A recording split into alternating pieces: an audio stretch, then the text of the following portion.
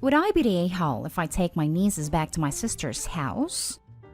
My 24 female sister 28 has 2 kids, 6 female, 4 female, and asked me if I could babysit them for the weekend, starting today, 3 days ago. I told her I couldn't. I was exhausted from work, and I really just wanted the time to myself and my boyfriend this weekend. She was mad, but I figured she'd get over it. Yesterday, she called me again to ask if I could babysit, and I told her that I could next weekend, and then she went on to explain that she wanted time to herself. I told her to ask our parents because they were tired and likely want to see them, but for whatever reason, she didn't want to. I said no again, that I was sorry, but I was able to do it next weekend. Today, I wake up to banging on my door, the doorbell ringing a few times, so I go see what the hell the problem is. It is my nieces, with backpacks just standing there. They're not particularly close to me because of the pandemic, so they look more confused than anything. I'm tired as hell. I feel like I'm in no shape to watch children for 3 days, let alone children that can barely do anything on their own. Not to mention my apartment isn't childproofed. The kids are eating a snack right now, and I feel beyond disrespected that my sister dropped her kids off at my place with no warning, completely ignored me telling her that I was tired. Furthermore, she was gone by the time I answered the door, and I'm mad that she left literal babies by themselves on my doorstep. I could have not been home. Then what? The complex I live in is across from a little strip mall within walking distance, so my car could be in the lot. But that doesn't mean I'm home. Would I be the a-hole if I drove them back to her house? I just feel like I'm not mentally prepared enough this week. Now for the top comments before reading the little update. Group text to her and your parents saying, I'm calling CPS if the kids are not picked up within the next 45 minutes. This is the best solution. Your sister abandoned her children. What if she dropped them off when you weren't home? It's the same thing. Exactly. I'm 20, and my mom will still wait for me to go in the door if she drops me off anywhere, just to make sure I'm safe. Not the a-hole. There was something seriously wrong with Opie's sister.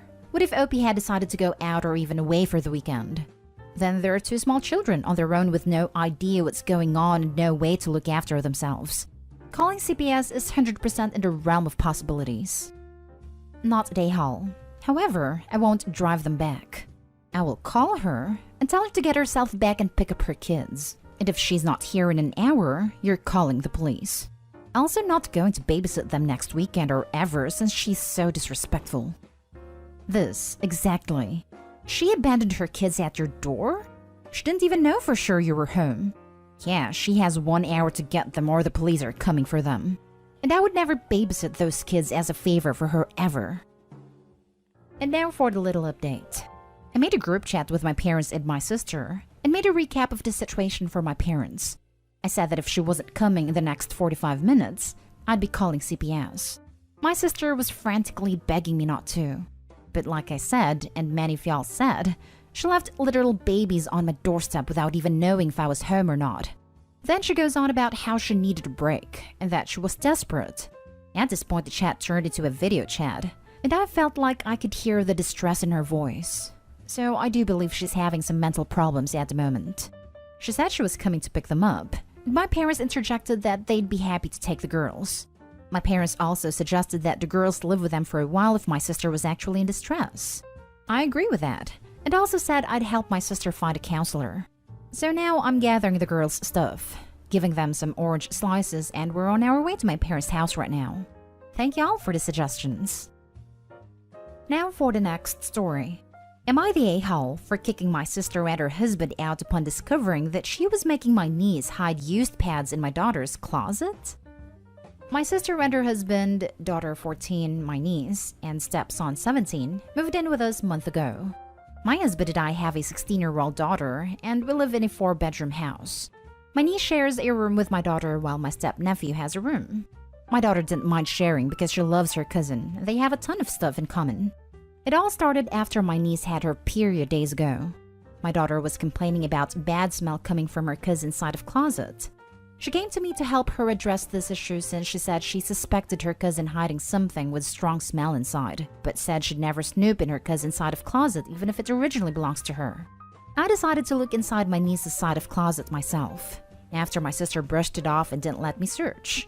At the very bottom, I found a garbage bag with used pads inside. I'm not sure how many, but I was in shock and dismay. I was absolutely disgusted and very, very confused. I immediately brought this up to my sister.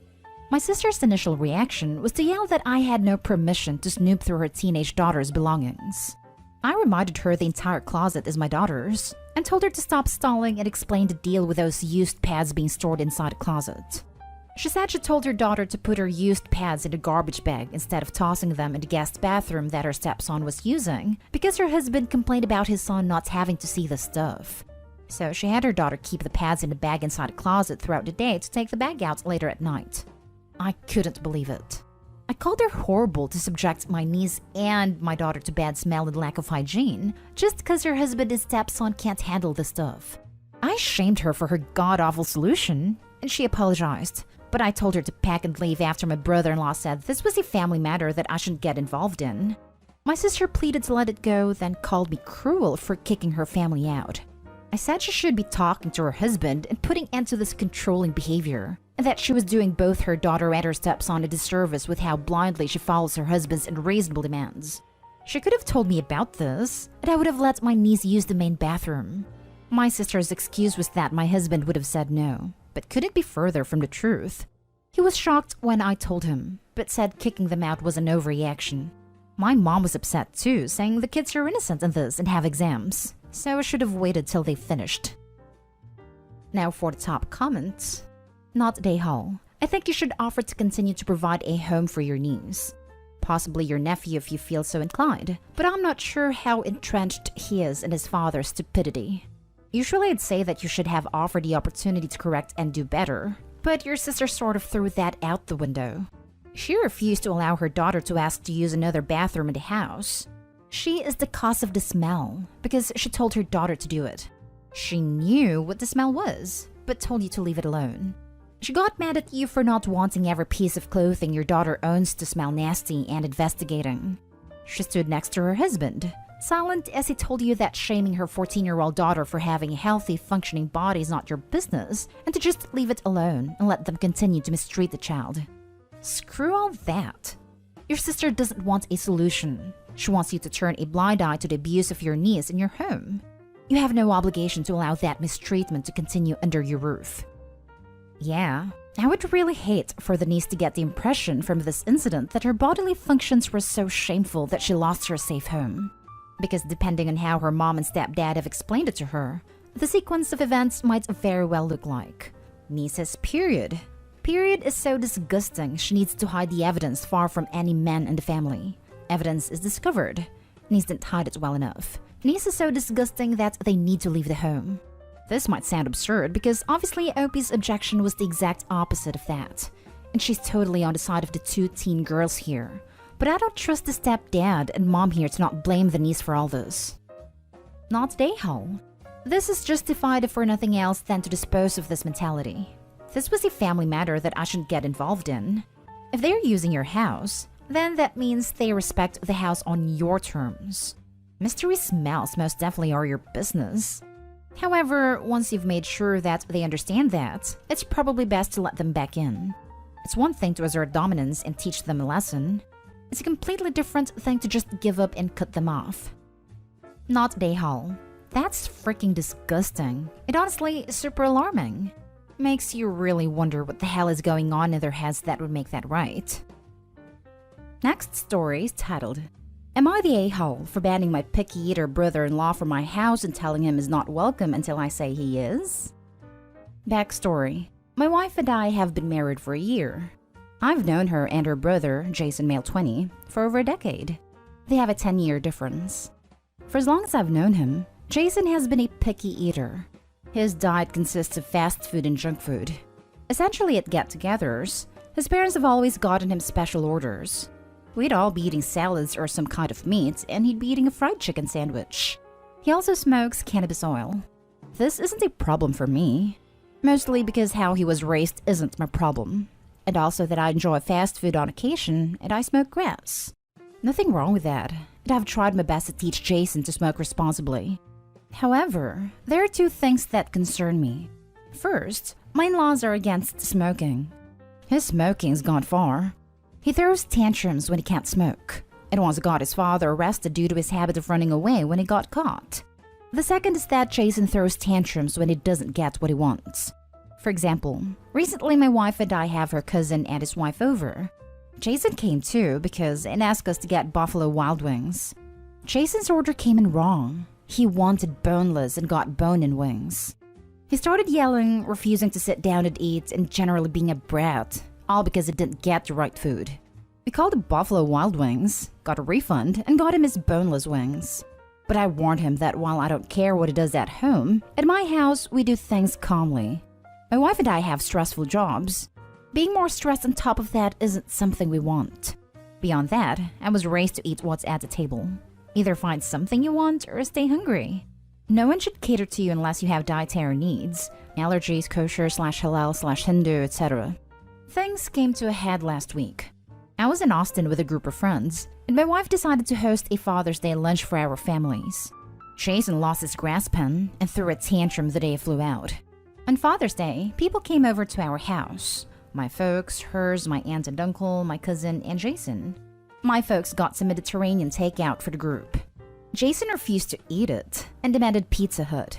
All the Pizza Huts were closed, and he refused anything else, with things escalating to pouting, yelling, and screaming, until finally my in-laws apologized and left with him. I found this out while preparing for a night out, with my stressed wife crying to me over the phone that her parents had left embarrassed in front of my family. I texted Jason immediately and told him I'd warned him before and he's no longer welcome in my home until he learns to behave. My wife and mother-in-law agree with me, for now. I've so far been told I may be the a-hole by my parents, who think I might alienate myself from my in-laws. My dad's reasoning is that they'll all forgive him, but won't forgive me if I stand my ground and not let him come over. So Reddit, am I the a-hole or do you agree with my folks? Now for the comments. Oh, hell no. I was fully prepared to say you're the a-hole, but your title is wrong. You're not banning him from being a picky eater. You're banning him because he acts like a 2-year-old.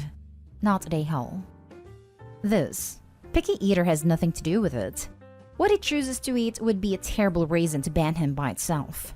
His behavior is unacceptable though, and you are not at all obligated to deal with it in your own home. Not an a-hole. Yeah, this isn't about being a picky eater. It's about behaving like a toddler.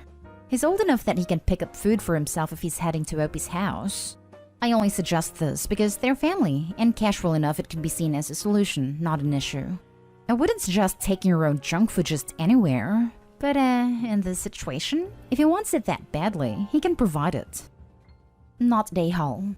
The problem isn't that he's a picky eater, it's that he's an a-hole. He is far too old to be acting like a toddler. I wouldn't let him in my house either. My dad's reasoning is that they'll all forgive him, but won't forgive me if I stand my ground and not let him come over. So Reddit, am I the a-hole or do you agree with my folks? This begs the question of why. Why would they repeatedly forgive him but hold you to a high standard? Because they have catered to this behavior for 20 years and created this monster, while you are a seemingly functioning adult with a spouse, job, and home? I notice you don't mention brother-in-law having a job, and I'm very curious in how the heck he got his dad arrested during a tantrum. Behavior like this doesn't just correct itself overnight, it only escalates. How long will it be until he gets violent with someone, or decides to start smashing your things because he can't smoke up? What he needs are firm rules and a therapist. Not to mention his parents sound like they could use a break from him, where they can sit and have a nice dinner without needing to bust out a kid menu for their adult child. No, brother-in-law's in college, and he does have a part-time job. As for how he got his dad arrested, he invented charges, went to the cops hoping to threaten my father-in-law with arrest, and instead ended up getting my father-in-law arrested when he got scared because the cop leading the team told him he'd be screwed if he wound up wasting his time. Charges were dropped a few hours later, but he then threw another tantrum a couple of days later, and my wife called 911 on him. This led to him being hospitalized for a few weeks in a mental health facility. Now for the last story. Am I the a-hole for not taking down my drawings, even though they disturb my niece who's living with us? So I, 18, have been cataloging my dreams for a while, but it was only at the beginning of 2020 that I started to draw them. Now, I don't want to be too edgy, but I've been through some crap as a kid, and it had definitely influenced my dreams. As a result, some of my drawings are creepy. Most of them are just odd dream things, but there are some sinister/creepy drawings there. Anyway, my niece, 17, started living with us at the beginning of June. She's been sharing my room with me, and she hates my drawings. She says they're gross and creepy and that she doesn't like them at all. She asked me when she first moved in if I could take them down, but I said no. Now, 27 days later, she's been complaining to my mom about them because my mom asked me if I would take them down. I said no again. I reminded my mom that niece is simply bunking with me, and whilst she's welcome, she, niece, has no authority over what I do to my room. My mom pulled the "you're an adult" card, and whilst that's true, I turned 18 in February and would not class myself as an actual adult yet. Now niece is super upset and keeps going on and on about safe spaces and how I'm a terrible person. Am I the a-hole?